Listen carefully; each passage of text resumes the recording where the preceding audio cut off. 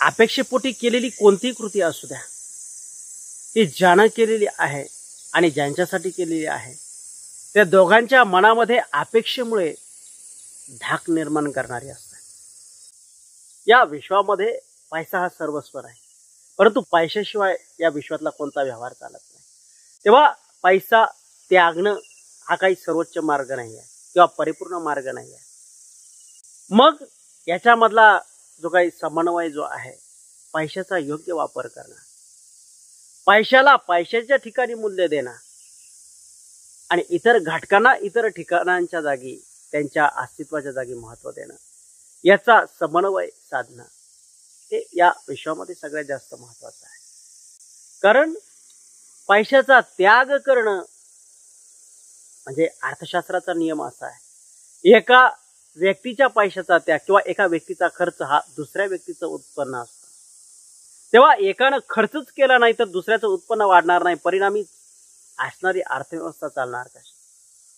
नफा तोटा, खर्च आणि उत्पन्न किंवा खर्च आणि मिळकत याच्यावर तर ह्या जगाचं अर्थशास्त्र चालत असतं. तेव्हा अध्यात्म असो की सामाजिक जीवन असो, पैसा खूप महत्वाचा आहे.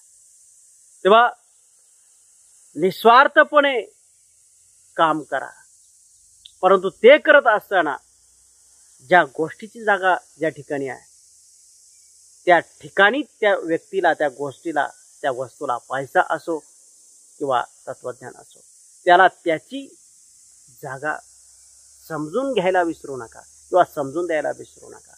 तेव्हा आयुष्यामध्ये सगळ्या गोष्टींचा त्याग करा, ही गोष्ट परिपूर्णपणे चुकीची आहे. त्याग कोणत्या वेळी कोणत्या गोष्टीचा करायला हवा, त्या उचित काय आहे, अनुचित काय आहे, अनुचित काय आहे याचा विचार, सारासार विचार हरिपाठ या आयुष्यामध्ये तुम्हाला मुक्त करण्यासाठी, तुमच्या वेळेला सामोरं जाण्यासाठी उपयुक्त काय आहे, अनुपयुक्त काय आहे.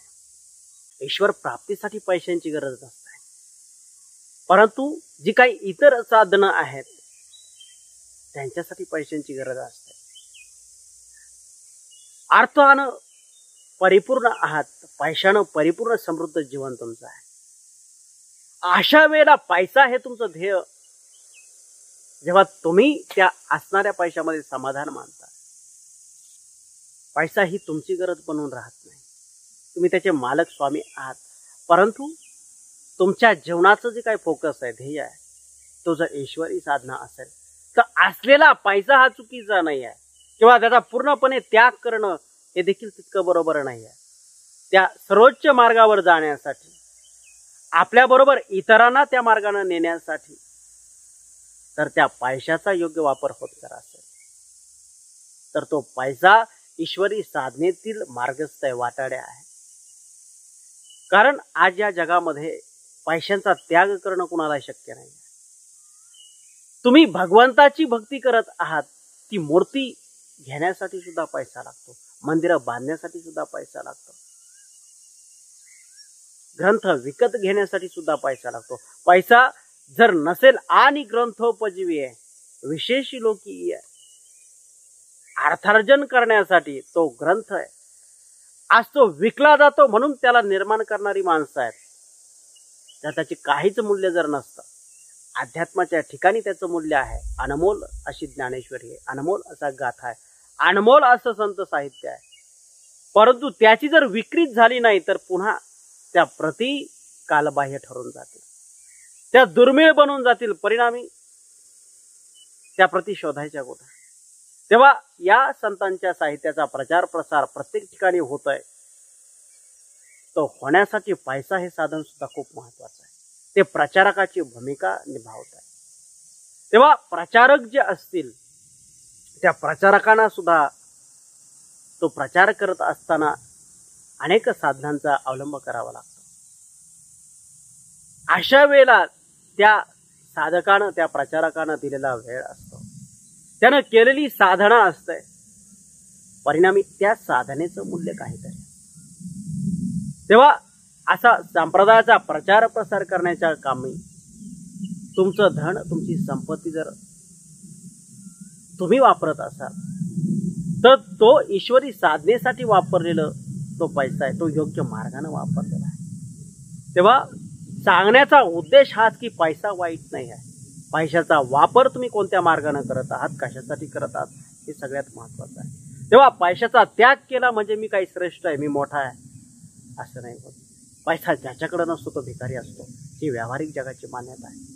आणि पैसा ज्याच्याकडे भरपूर आहे तो श्रीमंत माणूस आहे. आणि अशी जी पैसा असणारी श्रीमंत माणसं आहेत, त्यांच्या पैशाचा वापर हे धर्म कार्य, समाजाच्या विकासाच्या कार्यासाठी जर होत जर असेल तर तो पैसा पैसा राहत नाही आहे, त्या पैशाला लक्ष्मी म्हटलं जातं.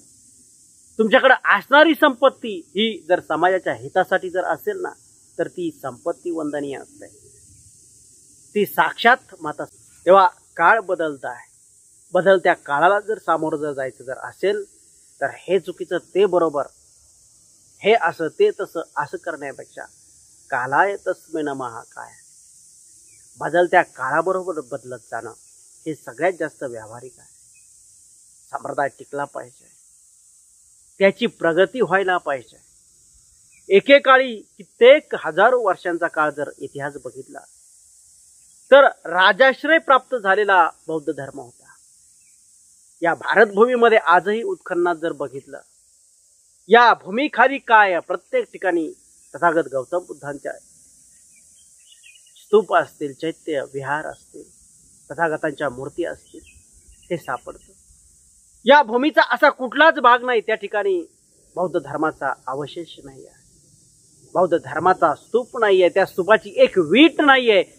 असं या भारतभूमीतलंच नाही तर या विश्वातील असं कोणतंही ठिकाण नाही आहे की त्या ठिकाणी बौद्ध धर्म नाही. मग विचार करा, ते स्तूप बांधण्यासाठी, ते साहित्य निर्माण करण्यासाठी प्रचार प्रसार करणाऱ्या प्रचारकांच्या पाठीशी नक्की कोण उभं होतं? उभ्या असणाऱ्या प्रबळ राज्यसत्ता आहे, उभा असणारा धनिक वर्ग आहे, श्रीमंत वर्ग आहे. पैशाशिवाय प्रचार प्रसार होत नाही आहे. समर्पित माणसांची काळजी घ्यायची जर असेल, अन्न वस्त्र निवारा आहेत, त्या कार्यासाठी, प्रचार प्रसार कार्यासाठी लागणारा पैसा आहे, तो पुरवण्याची जबाबदारी त्या राज्यसत्ता घेत होत्या. म्हणून त्यांना कुणापुढे कटोरा पसरण्याची वेळ येत नसायची.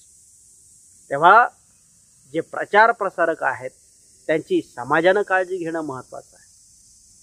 तेव्हा हे प्रचार प्रसारक आपल्या पोटासाठी, आपल्या भुकेसाठी जर तिष्ठत जर असतील तर त्या भगवंताच्या साधनेसाठी त्यांनी द्यायचा वेळ कधी, ते विचार या समाजापर्यंत पोहोचायचे कधी, त्यांचा असणारा वेळ, त्यांची असणारी साधना त्या ग्रंथांचा अर्थ समजून घेण्यासाठी त्यांनी वापरली पाहिजे.